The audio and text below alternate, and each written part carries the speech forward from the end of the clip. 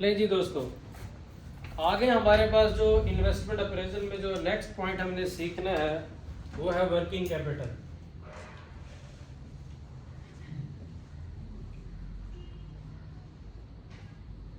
कि working capital हमारे investment appraisal को किस तरह से इफेक्ट करता है। वर्किंग कैपिटल कहते हैं किसे? वर्किंग कैपिटल कहते हैं current assets minus current liabilities. Current assets मतलब आपको कैश कितना चाहिए रोजमर्रा काम करने के लिए, वर्किंग कैपिटल। रिसीवेबल में कितना पैसा ब्लॉक होगा, इन्वेंट्री में कितना पैसा ब्लॉक होगा, तो इतना पैसा आपका यहाँ ब्लॉक होगा कैश में, रिसीवेबल में और इसके अलावा इन्वेंट्री में। इनमें पैसा ब्लॉक होता है आपका, आपको काम करना है, क्योंकि जब आप किसी प्रोजेक्ट की इन्वेस्टमेंट अप्रेजल करेंगे तो आपको सिर्फ प्लांट नहीं चाहिए होगा, प्लांट में तो आप खर्चा करेंगे ही। जब प्लांट से आप मैन्युफैक्चरिंग करेंगे तो मैन्युफैक्चरिंग करने के बाद आपको जनाबली डिफरेंट चीज़ों के लिए कैश चाहिए होगा। उधार पर देंगे तो रिसीवेबल में पैसे फंसेंगे, और इसके अलावा अगर इन्वेंट्री आपके पास पड़ी होगी, क्योंकि इमीडिएटली सारी नहीं बिकती, तो इन्वेंट्री में पैसा ब्लॉक होगा। तो आप देखेंगे कि मुझे फ्यूचर में सिर्फ प्लांट में नहीं चाहिए पैसा, इस प्लांट से कनेक्टेड जो बाकी ज़रूरियात हैं, रिसीवेबल्स हैं और इन्वेंट्री, उसमें भी मेरा पैसा स्टक होगा। तो जब हम इन्वेस्टमेंट अप्रेजल करते हैं तो सिर्फ हम उस प्लांट को नहीं देखते, ठीक है भैया, इसके अलावा हम ये भी देखते हैं कि इसको काम करने के लिए, इससे बेनिफिट या रेवेन्यू लेने के लिए हमारा कितना पैसा फर्दर और कहाँ कहाँ लगेगा, उसका भी तो बंदोबस्त करना है। सही है।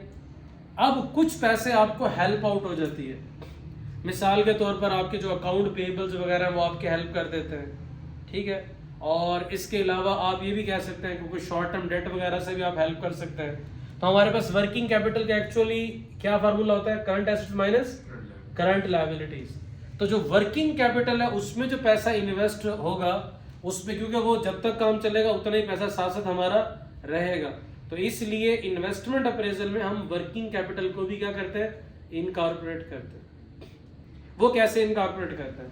फॉर एग्जाम्पल, आपके पास आपने एक मशीन ली,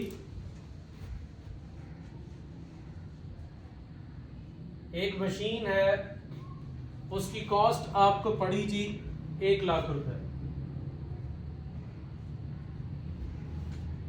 और आपने कहा जी मैं इसमें मशीन में इन्वेस्ट करना चाहता हूं, और ये जो प्रोजेक्ट है ये 4 साल चलेगा। प्रोजेक्ट लाइफ जो है वो है 4 इयर्स। और आपने कहा कि भाई अगर आपने ये बिजनेस चलाना है तो इस बिजनेस में हमें फर्दर वर्किंग कैपिटल में भी कैश रखना पड़ेगा। अपना काम चलाने के लिए वर्किंग कैपिटल में भी हमें चाहिए 20,000। कितने पैसे चाहिए? कई दफा वो अमाउंट बता देता है, कभी वो परसेंटेज ऑफ रेवेन्यू बता देता है कि रेवेन्यू की बुनियाद पर होता है ना, इतने रिसीवेबल में स्टक हो जाएगा पैसा। तो कई दफा वो रेवेन्यू की परसेंटेज भी बता सकता है। कई दफा वो ये भी कह सकता है कि पहले साल 20,000 होगा और हर साल इसमें 10% इंक्रीज आएगा, तो आप इंक्रीज भी उसमें भी आ सकता है, ठीक है। तो वो जो भी बताए, लेकिन वर्किंग कैपिटल अगर वो कहता है कि आपको 20,000 रुपए चाहिए, तो फिर आप 1 लाख रुपए मशीन में इन्वेस्ट करेंगे, ये अरेंज करेंगे 1 लाख रुपए, और 20,000 रुपए आप किसके लिए अरेंज करेंगे? वर्किंग कैपिटल के लिए अरेंज करेंगे। अब वो कह रहा है जो आपको ऑपरेटिंग कैश फ्लोज जो एक्सपेक्टेड है, नेट ऑपरेटिंग कैश फ्लोज जो एक्सपेक्टेड है, वो आपको जी ईयर 1 में आपको एक्सपेक्टेड है जी 30,000, ईयर 2 में आपको एक्सपेक्टेड है 30,000, ईयर 3 में जो आपको एक्सपेक्टेड है वो है 40,000, और ईयर 4 में भी आपको एक्सपेक्टेड है 40,000। तो हमने कहा था ये प्रोजेक्ट की लाइफ रहेगी कितनी? 30,000, और फिर अगले 2 सालों में 40,000। ठीक है भैया। और प्रोजेक्ट पूरा होने के बाद जो आप स्क्रैप वैल्यू एक्सपेक्ट कर रहे हैं, जो आप स्क्रैप वैल्यू एक्सपेक्ट कर रहे हैं वो है 20,000।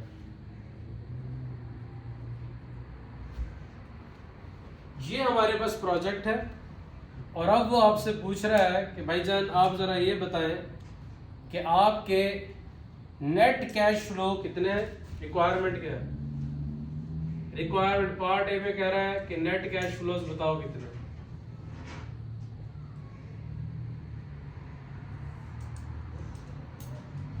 और नेट कैश फ्लोज आपके पास अगर ईयर 1 के आ जाएं, ईयर 2, ईयर 3, ईयर 4 के नेट कैश फ्लोज आ जाए तो वो क्वेश्चन में अगर हमें डिस्काउंट फैक्टर दे देता तो उसको हम डिस्काउंट फैक्टर लगा के प्रेजेंट वैल्यू निकाल लेते। तो नेट कैश फ्लोज पे डिस्काउंट फैक्टर लगा के प्रेजेंट वैल्यू निकालना वो तो मुश्किल टास्क नहीं है। असल टास्क क्या है? असल टास्क है कैश फ्लोज तक पहुंचना। कहां तक पहुंचना?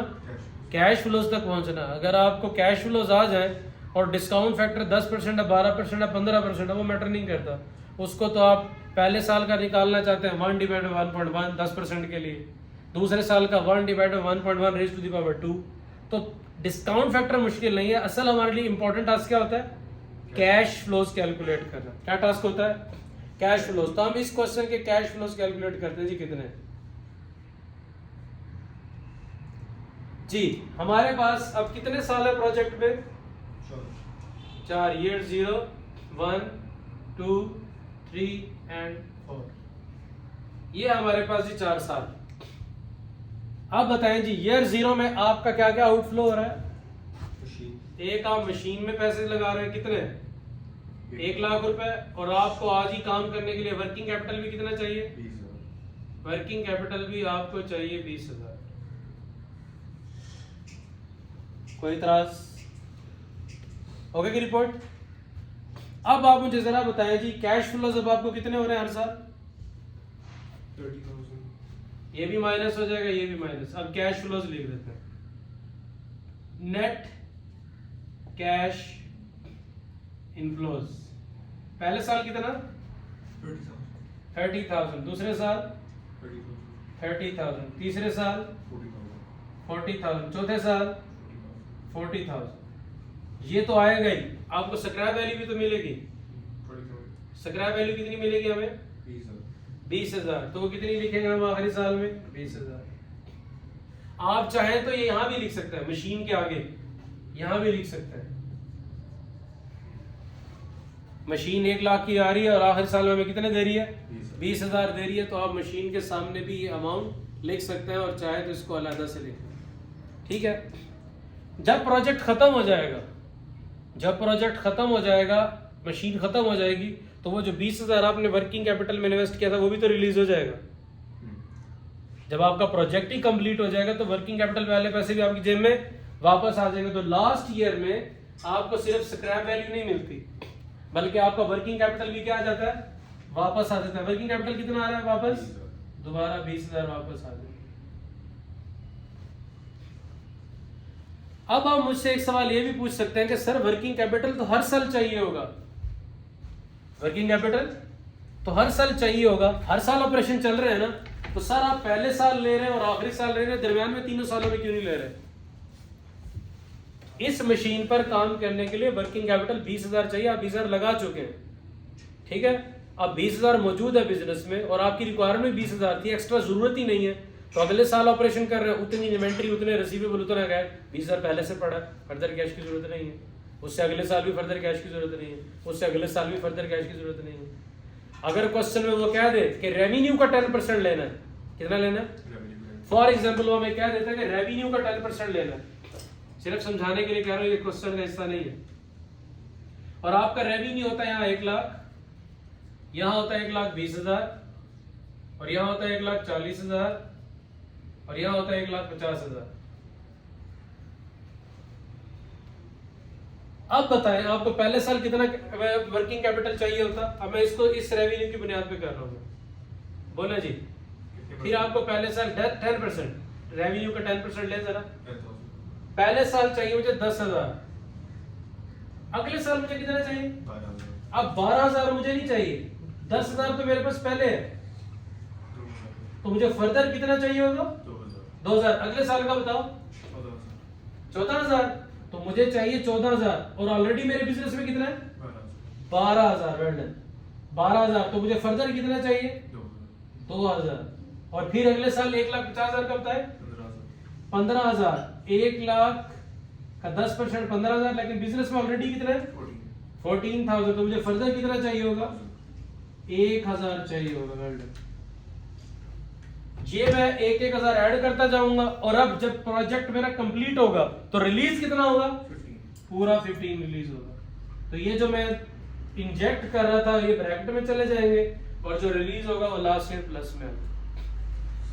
तो जो एग्जांपल हम कर रहे थे उसमें हमारे पास वो कह रहा था कि भाईजान आपको ये पैसे चाहिए 20,000 चाहिए, तो वो 20,000 तो मैं पहले साल ही बंदोबस्त कर लूंगा, अगले साल में एक्स्ट्रा नहीं चाहिए, तो इसलिए वर्किंग कैपिटल के आगे मैंने कुछ भी नहीं लिखा और लास्ट ईयर हमारे क्या हो जाएंगे ये रिलीज हो जाएंगे। अब हम क्या करेंगे भैया, अब इनके हम नेट कैश फ्लोज निकाल लेते हैं।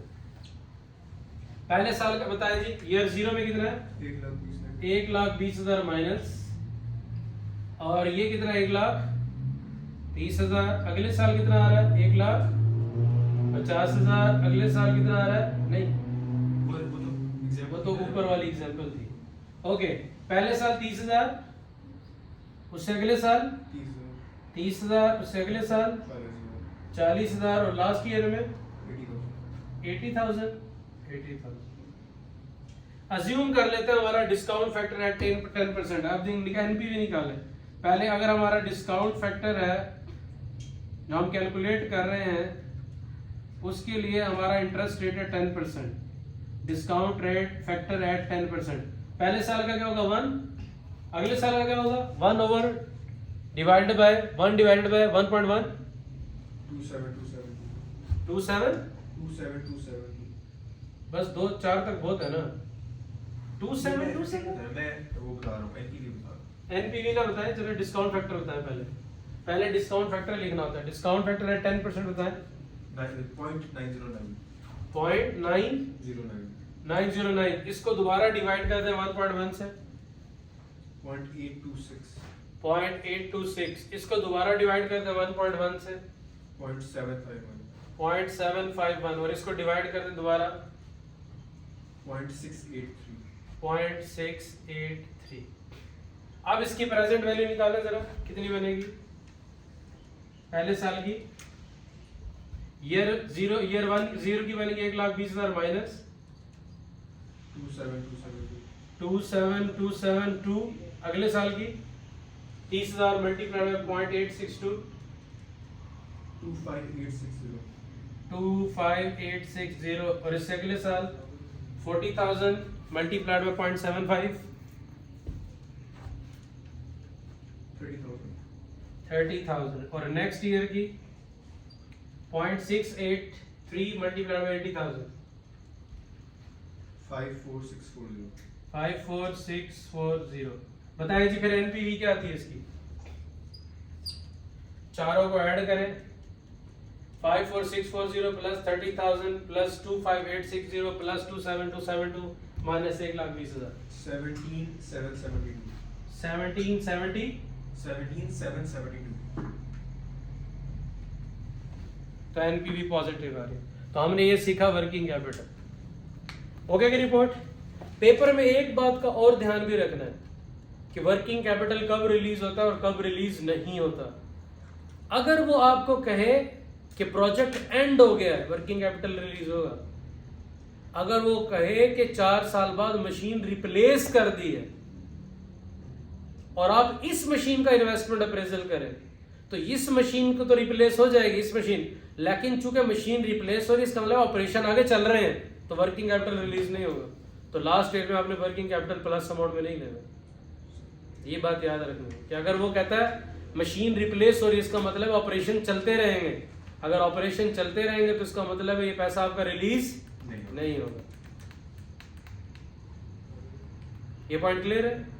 ओके, जो बातें कही इनको अच्छी तरह से रिकॉल करें, इस एग्जांपल को देखें और देखें वर्किंग कैपिटल की जो बातें कही क्लियर है कि नहीं।